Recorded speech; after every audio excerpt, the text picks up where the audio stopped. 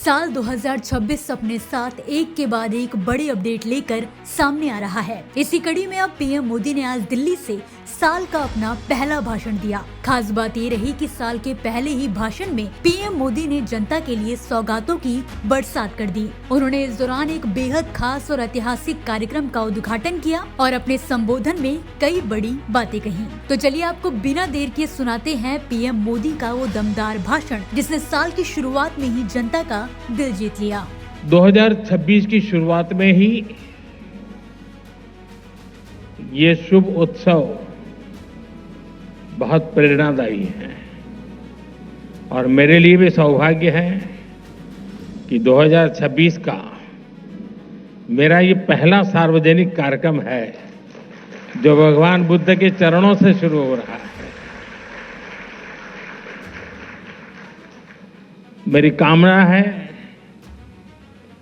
भगवान बुद्ध के आशीर्वाद से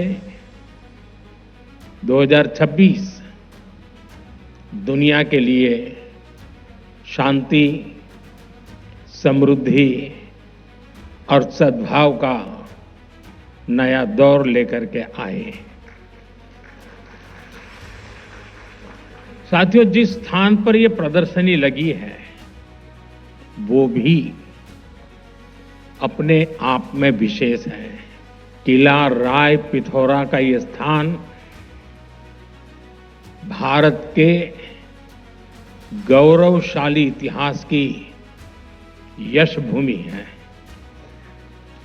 इस ऐतिहासिक किले के इर्द गिर्द लगभग 1000 साल पहले उस समय के पूर्व शासकों ने एक दृढ़ और मजबूत सुरक्षित दीवारों से घिरे नगर की स्थापना की थी।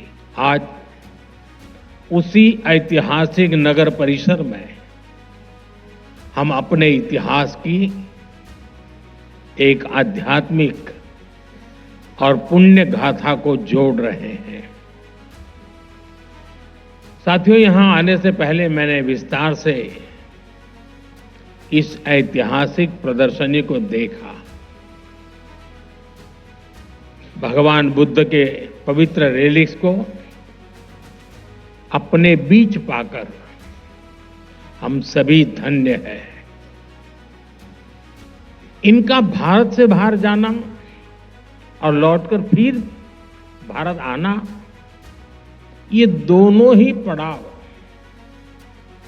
अपने आप में बहुत बड़ा सबक है। सबक ये है कि गुलामी सिर्फ राजनीतिक और आर्थिक नहीं होती। गुलामी हमारी विरासत को भी तबाह कर देती है। भगवान बुद्ध के पवित्र रेलिक्स के साथ भी यही हुआ। गुलामी के कालखंड में इन्हें भारत से छीना गया और तब से करीब 125 साल तक ये देश से बाहर ही रहे। जो लोग इन्हें भारत से लेकर गए थे उनके वंशजों के लिए तो ये सिर्फ निर्जीव एंटिक पीस ही थे और इसलिए उन्होंने इन पवित्र अवशेषों को अंतर्राष्ट्रीय बाजार में नीलाम करने का प्रयास किया। लेकिन भारत के लिए तो ये पवित्र रेलिक्स हमारे आराध्य का ही एक अंश है, हमारी सभ्यता का अभिन्न अंग है। इसलिए भारत ने तय किया कि हम इनकी सार्वजनिक नीलामी नहीं होने देंगे। और मैं आज गोदरेज समूह का भी आभार व्यक्त करता हूं। उनके सहयोग से भगवान बुद्ध से जुड़े ये पवित्र अवशेष भगवान बुद्ध की कर्म भूमि, उनकी चिंतन भूमि